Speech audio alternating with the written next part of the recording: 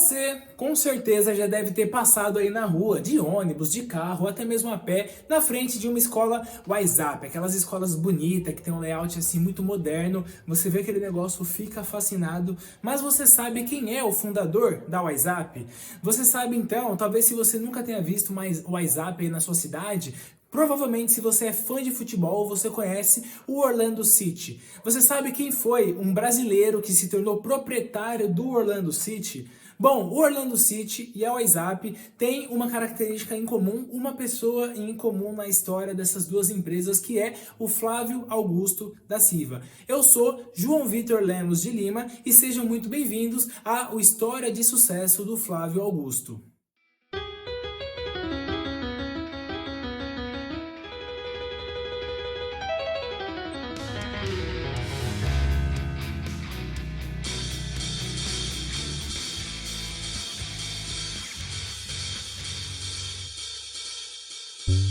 Flávio Augusto da Silva já tem um diferencial aí, né? O seu nome é um nome totalmente comum, ele não tem nenhum nome espanhol, nenhum nome europeu chique. Flávio Augusto da Silva, simples assim, foi uma pessoa que nasceu e foi criada na periferia do Rio de Janeiro. Seu pai era um militar, sua mãe uma professora de escola pública. Como seus pais sempre viveram nesse meio de um ambiente público, de ser servidores públicos, eles sempre incentivaram demais que o Flávio estudasse para poder prestar um concurso público e ingressasse como uma carreira em algum setor público, porque na cabeça deles era ali o ápice da estabilidade, seria a melhor coisa para a carreira e a vida profissional do Flávio Augusto. E inclusive ele realmente estudava muito, era um aluno muito dedicado, e ele conseguiu passar na Faculdade Federal do Rio de Janeiro e ia prestar Ciências da Computação pela Faculdade Federal do Rio de Janeiro, que é uma faculdade muito prestigiada, né? Inclusive é uma faculdade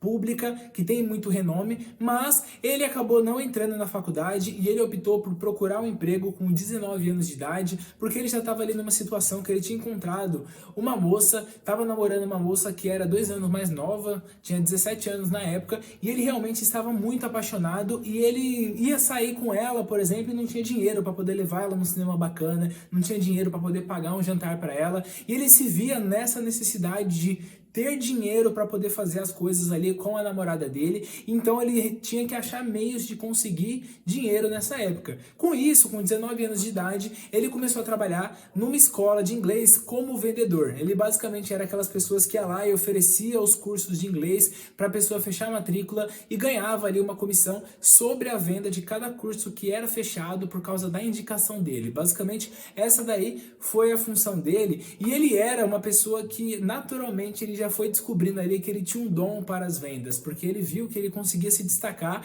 em comparação com os outros vendedores, e é legal porque ele não era realmente um vendedor convencional. O que ele fazia? Ele tinha uma lista de telefones que ele ia ligar, em entrevistas, várias entrevistas, ele cita essa história que é muito legal, muito bacana de eu comentar aqui com vocês, e ele pegava essa lista de telefones, ia ter um orelhão, porque a gente tem que lembrar que a gente está falando aqui do início dos anos 90, 91, era essa época que ele trabalhava como vendedor dos cursos de inglês. Ficava o dia inteiro no orelhão fazendo ligações, mas ele não ficava ali simplesmente só fazendo ligação. Para poder melhorar ali o serviço que ele estava prestando, para ele se valorizar mais perante o cliente que estava atendendo ele, ele fazia uns barulhinhos para simular que ele estivesse no aeroporto ou alguma coisa semelhante. Então ele estava ali conversando com a pessoa no telefone, aí do nada, plim dom, o voo 7467 irá desembarcar no portão 8. Eu espero que todos os senhores se direcionem ao portão 8 no máximo em meia hora. Tlindom! Só para poder valorizar a ligação dele e fazer com que o cliente ali falasse: nossa, esse daí é uma pessoa importante. Esse é um vendedor diferenciado. Eu tenho que dar atenção para aquilo que ele está vendendo. E realmente funcionava muito bem, porque ele conseguiu muito rapidamente crescer dentro dessa escola de inglês como vendedor, inclusive com 23 anos de idade, ele já era gerente regional comercial dentro dessa empresa. Então ele já estava ali muito bem posicionado, ganhava em dólar, inclusive ganhava muito bem. Aí nós temos que citar aqui um ponto que o Flávio Augusto sempre defende, ele sempre fala. Ele diz que, na visão dele, o empreendedor tem que ter 3 coisas: visão, coragem e competência. Visão para conseguir enxergar além do que os seus concorrentes estão enxergando. Coragem para poder ser pioneiro e fazer alguma coisa que ninguém nunca fez antes. E competência para conseguir executar aquilo que a pessoa se proporciona, aquilo que a pessoa ali se dispõe a fazer da melhor maneira possível. E nessa época, quando ele tinha ali 23 anos de idade, ele teve a visão que era basicamente o quê? Nessa época, as grandes empresas multinacionais estavam entrando em peso no Brasil. As empresas estavam vindo para cá e ele pensou assim, pô, multinacional tem como critério para poder contratar pessoas de cargo elevado um inglês fluente. Por consequência, vai aumentar demais a demanda por inglês aqui no Brasil. Então, escolas de inglês vão se popularizar demais porque as pessoas vão correr atrás de aprender inglês. Então, rapidamente, ele pegou, foi até um banco, conseguiu um empréstimo para poder abrir a própria escola de inglês dele. Inclusive, ele não falava inglês, tá? Ele foi lá, realmente abriu a escola dele sem falar inglês, mas correu atrás de contratar professores competentes para poder ensinar inglês nas escolas que ele ia abrir, que foi onde surgiu a WhatsApp. Então, em 1994, que ele, através desse empréstimo que ele fez, ele conseguiu fundar a WhatsApp, que foi uma empresa que a gente já no seu primeiro ano foi um sucesso assim estrondoso, conseguiram fechar em um ano mais do que 1.000 matrículas. Isso fez com que começasse a criar novas unidades da WhatsApp. Então, de um ano para o outro foram criando novas unidades,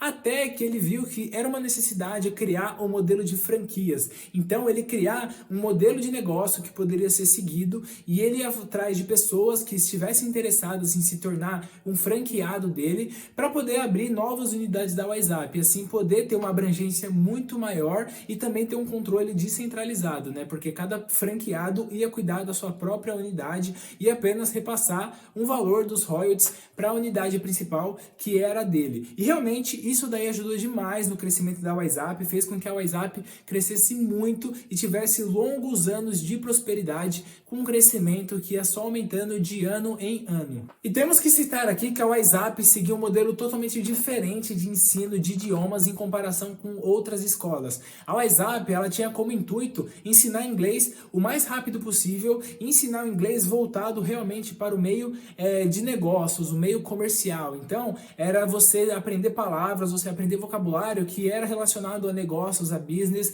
não necessariamente conversação aleatória. Então, era realmente para aquelas pessoas, principalmente adultos, que fariam cursos da WhatsApp. Então, você não tinha, por exemplo, crianças cursando cursos da WhatsApp na época, porque o foco realmente era atender o público adulto que precisava aprender inglês rapidamente e usaria esse inglês em comercialização e na empresa onde trabalha, nesse tipo de situação. Então, a WhatsApp teve vários anos de prosperidade, até que em 2013 chamou a atenção do mercado e o grupo Abril Educação fez uma proposta de 800 milhões de reais para poder estar comprando todas as 393 franquias que tinha da WhatsApp até aquele momento.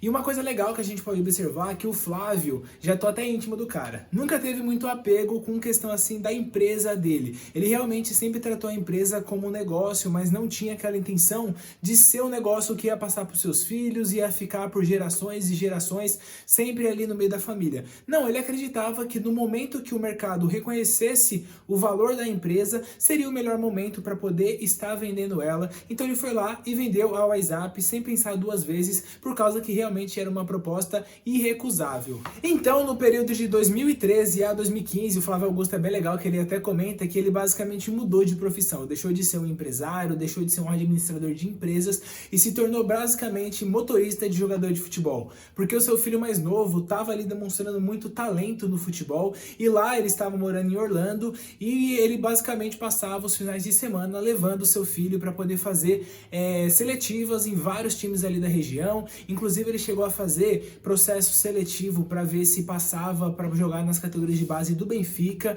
entre vários outros clubes muito grande. E o Flávio Augusto estava ali então todos os finais de semana basicamente nesse meio de ver ali as peneiras, ver como é que funcionava isso daí para o pessoal poder entrar nos times de futebol. Um detalhe importante, tá? Aqui a gente está falando do nosso futebol mesmo, o soccer, não o futebol americano.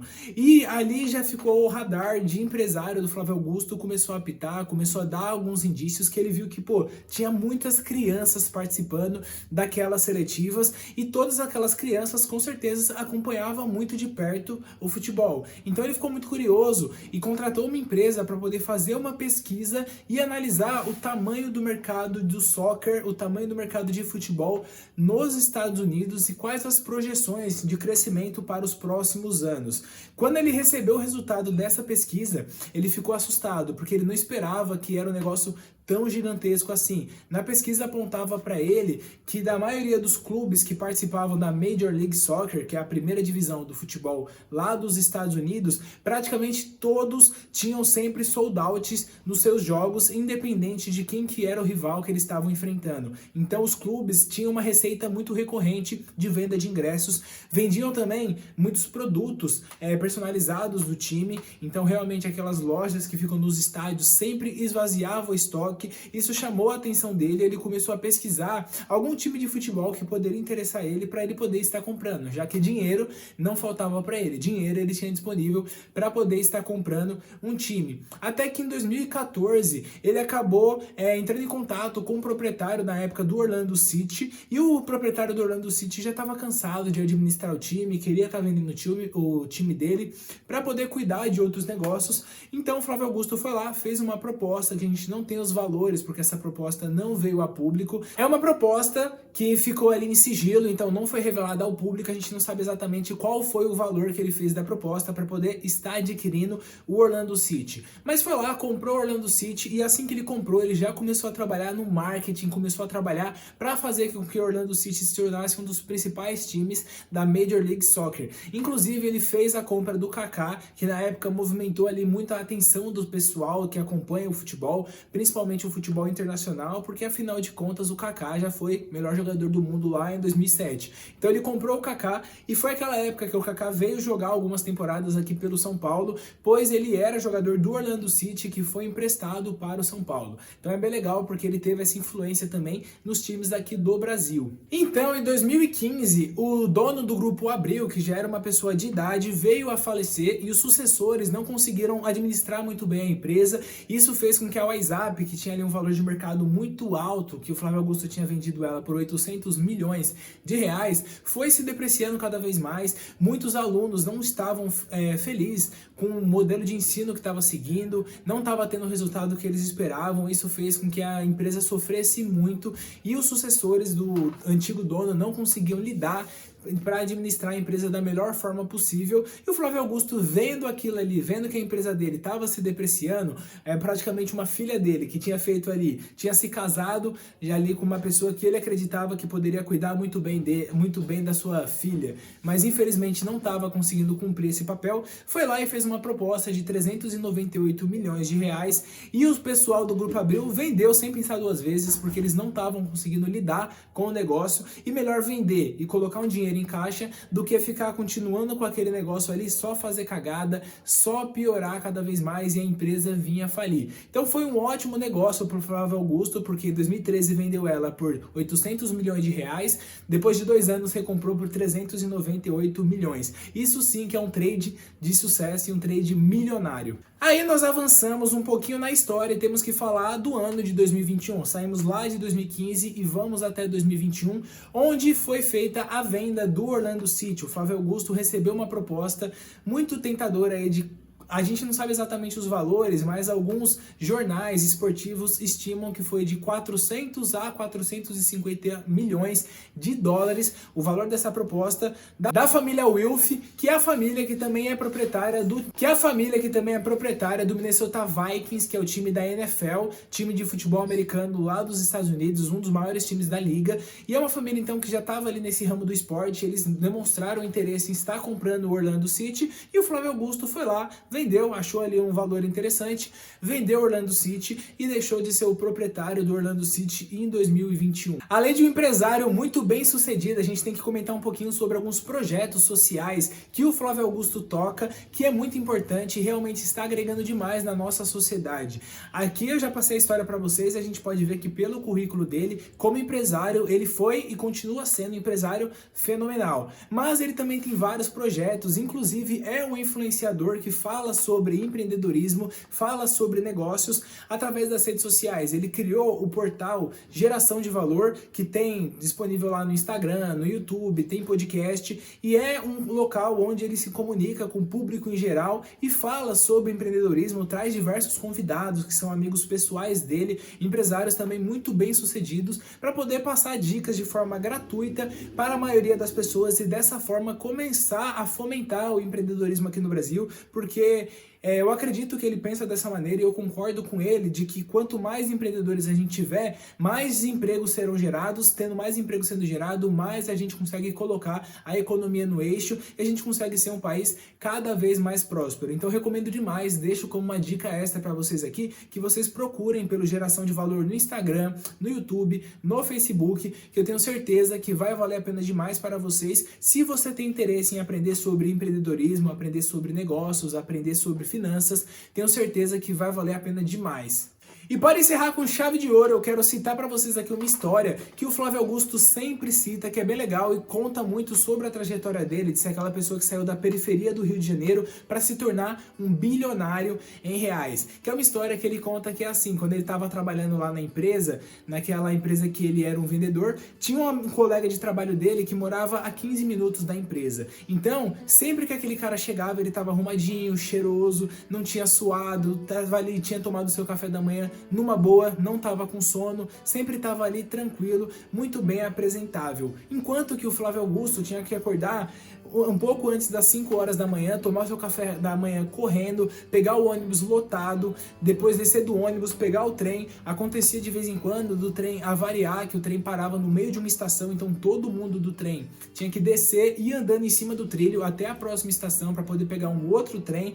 Então, quando chegava lá o colega de trabalho dele e o Flávio Augusto já estava ali cansado, já estava ali, suado, às vezes até fedendo, porque querendo ou não, já estava ali aquele calor do Rio de Janeiro, de 40 graus, 6 horas da manhã, que é o Rio de Janeiro, realmente assim, uma coisa única, e a pessoa tinha que passar por tudo isso. Então, ele sempre fala que a gente tem que entender uma coisa, a vida é injusta, o importante é a gente aprender a lidar com essas injustiças, e de acordo com o quanto você trabalha, você consegue superar essas injustiças. Então terão pessoas que vão começar do ponto zero para poder chegar num objetivo, terão pessoas que vão começar do menos 10, do menos 20. Então essas pessoas, se elas querem chegar no mesmo lugar que aquela outra pessoa que está começando do ponto zero chegou, é necessário que ela trabalhe o dobro, o triplo, o quádruplo para conseguir chegar no mesmo objetivo. Então, com essa história eu encerro aqui com chave de ouro para vocês. Se vocês gostaram desse vídeo, não esqueça de deixar o seu like aqui embaixo, se inscrever no canal caso não seja inscrito ainda,